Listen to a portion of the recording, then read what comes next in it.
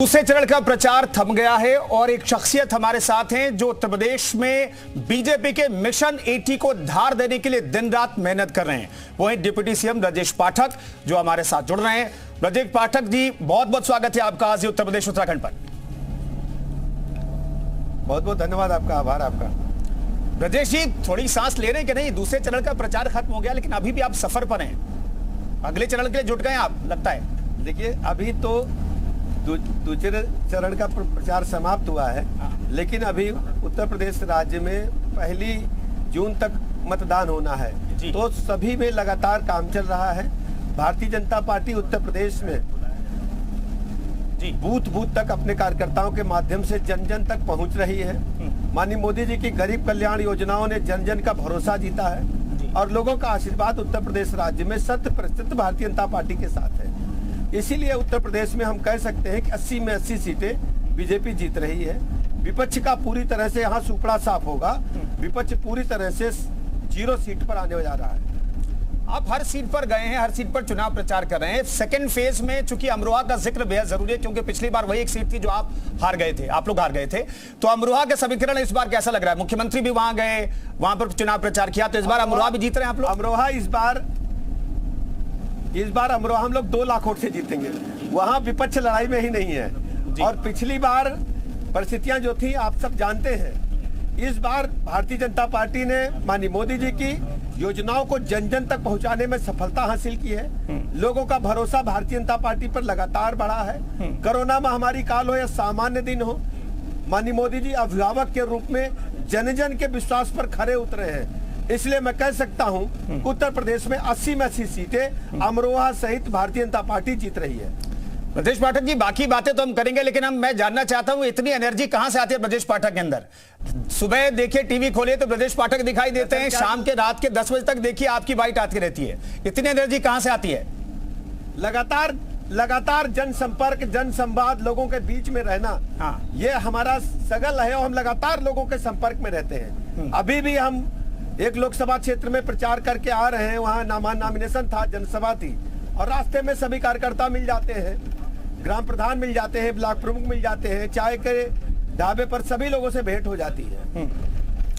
ठीक है, एक बात, आज की एक अहम खबर है कि अब कन्नौज से अखिलेश यादव चुनाव लड़ने का उन्होंने फैसला कर लिया है। तो पहली चीज तो ये कि इस खबर को किस तौर पर आप देखते हैं? इस पर जो जुड़ा हुआ सवाल मैं पूछूंगा आपसे, लेकिन उन्होंने चुनाव लड़ने का फैसला बना लिया है। देखिए, समाजवादी पार्टी दिग्भ्रमित है और उनके मुखिया भी कंफ्यूज्ड है। अभी तक वो कई सीटों पर बार बार प्रत्याशी बदल रहे हैं। यहाँ भी उन्होंने प्रत्याशी बदला है।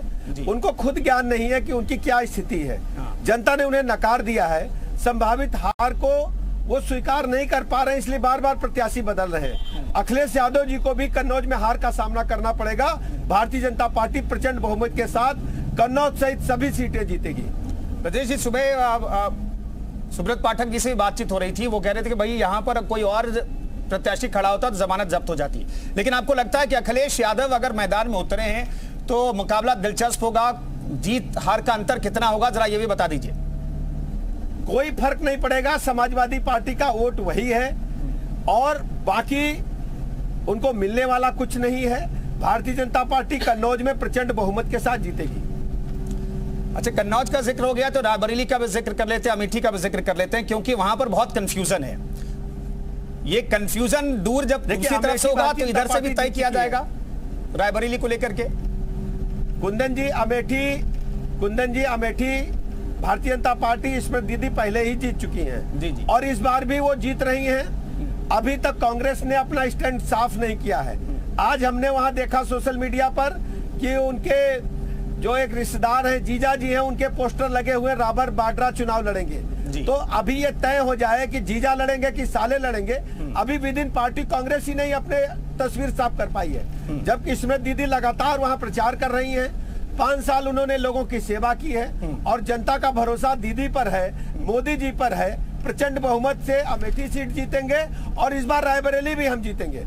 रायबरेली में आप देखेंगे आम जनमानस ये मानता है कि मोदी जी ने गरीब कल्याण योजनाओं के माध्यम से जनता का भरोसा जीता है और रायबरेली के लोग इस बार बीजेपी को जिताने जा रहे हैं। क्या ब्रजेश पाठक जी, बहुत फर्स्ट फेज के बाद आप लोग बहुत ज्यादा हमलावर है कांग्रेस पर, यहां तक अब कहा जा रहा है प्रधानमंत्री ने चूंकि सीधे तौर पर हमला बोला है कांग्रेस पर, कहा है कि मंगलसूत्र पर भी कांग्रेस की नजर है। क्या आपको वाकई लगता है कि कांग्रेस की मंशा यह है? जो सच्चाई ये है कि कांग्रेस पार्टी ने अपने मैनिफेस्टो में कहा है कि हम संपत्ति की जांच करेंगे और उसको जब्त करेंगे और हम उसको उन आतताइयों को बांटेंगे जिन्होंने हिंदुस्तान पर पूर्व में कई बार हिंदुस्तान के अमन चैन को डिस्टर्ब किया है। आप जानते हैं इसी स्टैंड पर जो कांग्रेस पार्टी का मैनिफेस्टो है उस पर उनके थिंक टैंक, उनके मेंटर सैम पित्रोदा जी ने यही बात आज कही है कि हम जो पैतृक संपत्ति है उसको भी जब्त करेंगे और उनको आतताइयों के बीच में बांटेंगे। कांग्रेस पार्टी को, गठबंधन को इस बात का खामियाजा आने वाले चुनाव में भुगतना पड़ेगा। पोलिंग बूथ पर जनता इसका जवाब देगी, अपने वोट कमल के बटन पर दबा करके डालेगी और कांग्रेस पार्टी के गठबंधन को पूरी तरह से धराशायी करने का काम उत्तर प्रदेश और देश की जनता करेगी। ब्रजेश पाठक जी, लेकिन सैम पित्रोदा जी ने सफाई दिया, वो कह रहे हैं कि भाई हमने कहा कि भाई बहस होनी चाहिए, उनके बयान को तोड़ मरोड़ कर पेश किया गया। उन्होंने कहा भाई अमेरिका में ये होता है, इस पर बहस होनी चाहिए। कुंदन जी, चुनाव के समय कांग्रेस पार्टी के मैनिफेस्टो में क्या है और सैम पित्रोदा ने कहा, दोनों की जो अंदरूनी बात है वो सबके समझ आ गई है। इससे स्पष्ट होता कांग्रेस पार्टी की नीति है, उनका एजेंडा है, उसको लागू करने का काम कांग्रेस पार्टी के नेता अपने मैनिफेस्टो में सैम पित्रोदा बैठ करके कर रहे हैं। कांग्रेस पार्टी की अंदरूनी राजनीति सार्वजनिक हो गई है कि वो देश के गरीबों का, भोले भाले लोगों का संपत्ति जब्त करेंगे, पैतृक संपत्ति भी जब्त करेंगे और उन आतताइयों को सौंपेंगे जिन लोगों ने हिंदुस्तान को हमेशा डिस्टर्ब करने का काम किया है। उत्तर प्रदेश में मुख्यमंत्री बहुत एक्टिव हैं और वो हर सीट पर जाकर के 2-2, 3-3 बार चुनावी सभाएं कर रहे हैं। विपक्ष इतनी मजबूती से चुनाव लड़ता हुआ नहीं दिखाई दे रहा है। उनके पास चेहरों की कमी भी है, 2-4 चेहरे ही हैं, लेकिन वो भी उतनी के पास धरातल नहीं है। कुंदन जी जी कहिए। विपक्ष के पास धरातल नहीं है। अब प्रथम चरण का चुनाव बीत गया, पोलिंग हो गई, संयुक्त गठबंधन की एक भी रैली, एक भी मीटिंग नहीं हो पाई।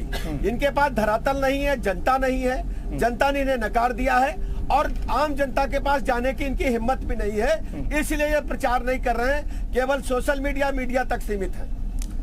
अच्छा, ये मंगलसूत्र वाले बयान पर ब्रजेश जी, प्रियंका गांधी सामने आई, उन्होंने कहा कि भाई मेरे पिता ने और मेरी मां ने अपने मंगलसूत्र को कुर्बान किया इस देश पर। देखिए, इस बात पर चर्चा नहीं, चर्चा ये हो रही है कांग्रेस पार्टी ने मैनिफेस्टो में जो संपत्ति जब्त करने की बात लिखी है उस पर चर्चा हो रही है और सैम पित्रोदा ने जो कहा है उस पर आज चर्चा हो रही है। कांग्रेस पार्टी को जवाब देना पड़ेगा और इसका खामियाजा भुगतना पड़ेगा कि गरीब जनता का, गाढ़ी कमाई का, उनके पैतृक संपत्ति का, बाप दादे के संपत्ति का अगर कांग्रेस पार्टी कब्जा करना चाहती है, जब्त करना चाहती है तो हिंदुस्तान के लोग कभी इसको स्वीकार नहीं करेंगे। ब्रजेश जी, एक चीज और जानना चाहेंगे, आप लोग मिशन 80 में लगे हुए हैं, 80 की 80 सीटें जीतने की आप कोशिश कर रहे हैं, लेकिन आपको लगता है कि मिशन 100% अकम्प्लिश हो पाएगा, और हो पाएगा तो इसके पीछे की वजह क्या है? जरूर, आप देखेंगे, देखिए 14 में हम लोगों ने 73 सीटें जीती थी और सपा बसपा के गठबंधन, आरएलडी के गठबंधन के बावजूद हमने 64 और 2 सीटें उपचुनाव में 66 सीटें टोटल जीती थी। इस बार मोदी जी की लहर चल रही है, बीजेपी की सुनामी चल रही है, 80 में 80 सीटें बीजेपी ही जीतने जा रही है उत्तर प्रदेश में। एक चीज और, उत्तर प्रदेश कंट्रीब्यूशन, उत्तर प्रदेश गवर्नमेंट का कंट्रीब्यूशन में जानना चाहता हूं ब्रजेश जी, क्योंकि कानून व्यवस्था का जिक्र हो रहा है। प्रधानमंत्री नरेंद्र मोदी ने अमरोहा में, हाल ही में अलीगढ़ में 2 दिन पहले मुख्यमंत्री योगी आदित्यनाथ उनके मॉडल की बड़ी तारीफ की। उत्तर प्रदेश राज्य में हमने कानून व्यवस्था को सुधार किया है, आज माफिया की कमर तोड़ने का काम किया। उत्तर प्रदेश राज्य में एक भी संगठित माफिया गिरोह सक्रिय नहीं है। छुटपुट घटनाएं जो आपसी वैमनस्यता के कारण होती हैं, हमने उनमें कड़ी कार्रवाई की है। अपना पराया, छोटा बड़ा, गरीब अमीर नहीं देखा। जिसने भी कानून तोड़ा उसे कानून के तहत कड़ी से कड़ी सजा दिलाने का काम किया है। माताओं बहनों के प्रति, बच्चों पर जो अपराध हुए हैं उनमें भी अदालत के माध्यम से सजा दिलाने में उत्तर प्रदेश राज्य नंबर 1 पर है। ब्रजेश जी, तो कुल मिलाकर ये कहा जाए मिशन 100% अगर अकम्प्लिश होता है तो उत्तर प्रदेश का जो कंट्रीब्यूशन, उत्तर प्रदेश सरकार का, उस पर भी जनता ने मुहर लगा दिया, ये माना जाएगा। देखिए, जनता ने मोहर लगाई है। 2017 के बाद जब 22 में चुनाव हुआ, 35 वर्षों के बाद कोई भी सरकार प्रचंड बहुमत के साथ दोबारा आई है और ये भारतीय जनता पार्टी का ही कमाल है कि जन जन का भरोसा बीजेपी ने जीता है। उत्तर प्रदेश में एक और मसला है ब्रजेश जी, परिवारवाद का। आप लोग आरोप लगाते रहते हैं समाजवादी पार्टी की तरफ से एक और प्रत्याशी जब तेज प्रताप यादव को दिया गया टिकट तो आप लोग हमलावर हो गए। अब तो अखिलेश यादव चुनाव लड़ रहे हैं, हो सकता है तेज प्रताप को कहीं और एडजस्ट किया जाए, तो ये संख्या 5 से 6 हो जाएगी। आप जानते हैं कि यादव समाज भी आज अपने आप को ठगा हुआ महसूस कर रहा है जी। एक ही परिवार के सारे लोग चुनाव लड़ेंगे, यादव समाज का एक भी व्यक्ति एमपी एमएलए बनने के लिए क्या तैयार नहीं है। एक यादव समाज के बाहरी व्यक्ति को आपने टिकट नहीं दिया। यादव समाज आज कुंठित है और वो भी भारतीय जनता पार्टी से जुड़ करके बदला लेना चाहता है समाजवादी पार्टी से। समाजवादी पार्टी ने यादवों के नाम पे सरकार बनाई और जब एमपी एमएलए बनाने का नंबर आया तो आप अपनी बिरादरी को अपने छोड़ देंगे, अपने परिवार को टिकट देने का काम करेंगे। समाजवादी पार्टी को इसका खामियाजा यादव समाज के लोग बूथ पर बटन कमल का दबा करके देने का काम करेंगे। प्रदेश के मुख्यमंत्री योगी आदित्यनाथ कह रहे हैं कि कांग्रेस की मंशा पूरे देश में सरिया कानून लाने की है। आपको लगता है कि कांग्रेस वाकई में इस मंशा के तहत काम कर रही है? देखिए कांग्रेस पार्टी को आप जानते हैं उनका एजेंडा क्या रहा है। मनमोहन सिंह ने जो कहा है आज तक कांग्रेस ने उसका खंडन नहीं किया। पूर्व प्रधानमंत्री आदरणीय मनमोहन सिंह जी ने कहा था कि देश के संसाधनों पर पहला हक मुसलमानों का है, इसका जवाब कांग्रेस पार्टी को देना होगा। प्रधानमंत्री जी ने आज आरोप लगाया पिछड़ों का हक जो है वो मुसलमानों को दे रही है कांग्रेस कुछ राज्यों में। दरअसल ये साजिश चल रही है क्या? ये सच्चाई है। कांग्रेस पार्टी हमेशा इस प्रकार के कुकृत्य करती है और जनता इसे कभी स्वीकार नहीं करेगी। तो आपको लगता है परिवारवाद और कांग्रेस पर आप लोग बहुत हमलावर हैं, तो ऐसे मसलों पर बीजेपी उत्तर प्रदेश में 80 में से 80 जीतेगी? देखिए उत्तर प्रदेश में समाजवादी पार्टी के परिवारवाद, कांग्रेस पार्टी के भ्रष्टाचार और सबसे बड़ी बात है उत्तर प्रदेश की समाजवादी पार्टी की गुंडाई, अराजकता, माफियागर्दी और 1000 से अधिक दंगे। उत्तर प्रदेश के लोग कांग्रेस के गठबंधन को, समाजवादी पार्टी के गठबंधन को कभी स्वीकार नहीं करेंगे। ये 0 सीट पर आएंगे। ब्रजेश जी आखिरी सवाल मैं लेना चाहता हूं, चूंकि आप व्यस्त हैं और एक सेम पिच पर आप बात करें उसी एनर्जी के साथ, लेकिन आखिरी सवाल मैं लेना चाहता हूं। मैं जानना चाहता हूं, ठीक है रियलिस्टिक सवाल मैं पूछ रहा हूं, 80 में से 80 जीतने की आप बात करें, लेकिन कुछ सीटों पर कहा जा रहा है कि बीजेपी कमजोर है। अखिलेश यादव को चुनाव मैदान में उतरने के बाद भी कहा जा रहा है। आपको लगता है कि 1-2 सीटें, कुछ सीटें आप गवा दें? कितनी सीटें जीतने जा रहे हैं? रियल सवाल। आप 80 में 80 जीतेंगे। कन्नौज हम पहले भी जीत चुके हैं, अमेठी हम पहले भी जीत चुके हैं, इस बार रायबरेली भी जीतेंगे, मैनपुरी भी जीतेंगे। 100% 80 में 80 सीटें बीजेपी जीतने जा रही है। चलिए बहुत बहुत शुक्रिया ब्रजेश पाठक जी, जी मीडिया से बातचीत करने के लिए बहुत बहुत धन्यवाद आपका। और आप चुनाव में जिस मंशा के साथ आप उतरे हैं उसमें आपको कामयाबी मिले, शुभकामनाएं। तो ब्रजेश पाठक हमसे बात कर रहे थे, उन्होंने तमाम सवालों का जवाब बहुत ही बेबाकी से दिया और अब वक्त